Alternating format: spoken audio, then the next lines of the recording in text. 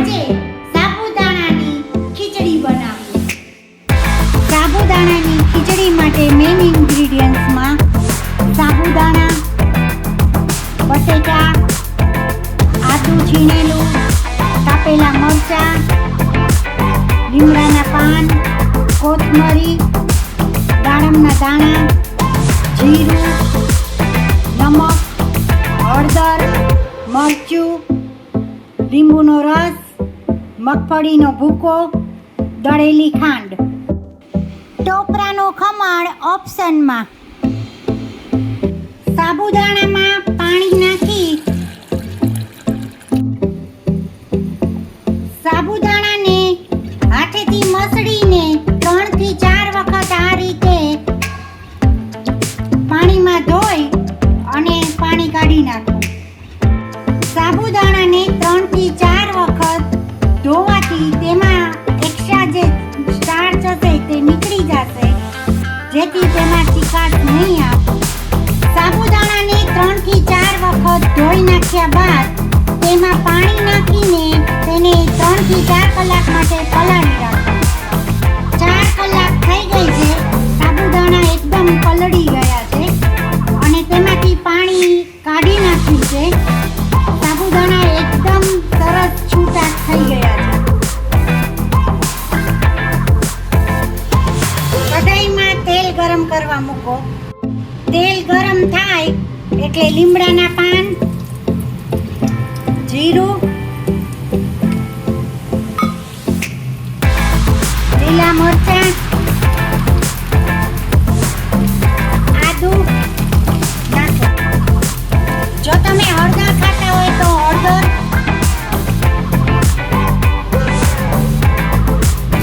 બટેટા એડ કરો, સાબુદાણા એડ કરો.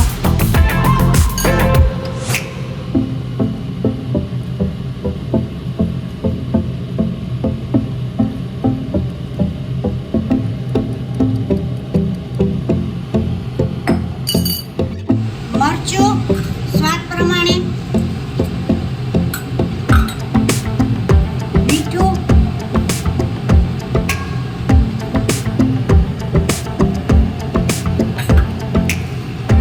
દળેલી ખાંડ,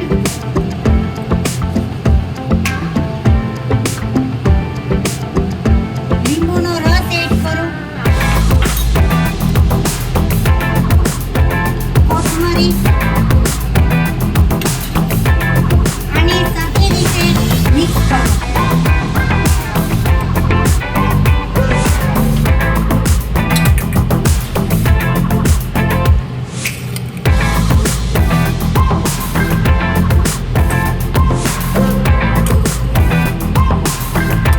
જો તમે લાલ મરચું પસંદ ન કરતા હો તો તેને સ્કીપ કરો.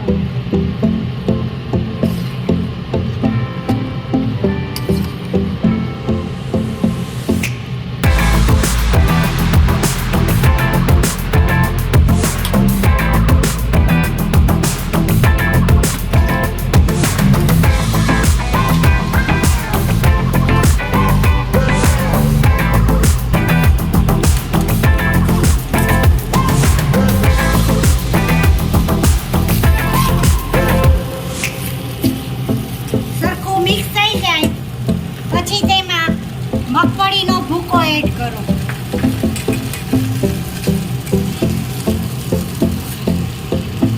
જેથી થોડી ઘણી પણ ચીકાશ રહી હશે તે દૂર થઈ જશે. થોડા દાડમના દાણા પણ એડ કરી દો.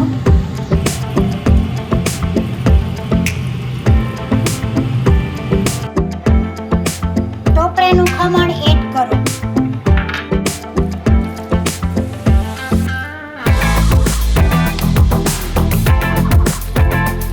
તેને સરખી રીતે મિક્સ કરી દો. ટોપરાનું ખમણ, કોથમરી અને દાડમના દાણાથી ગાર્નિશ કરો. તૈયાર છે સાબુદાણાની ખીચડી.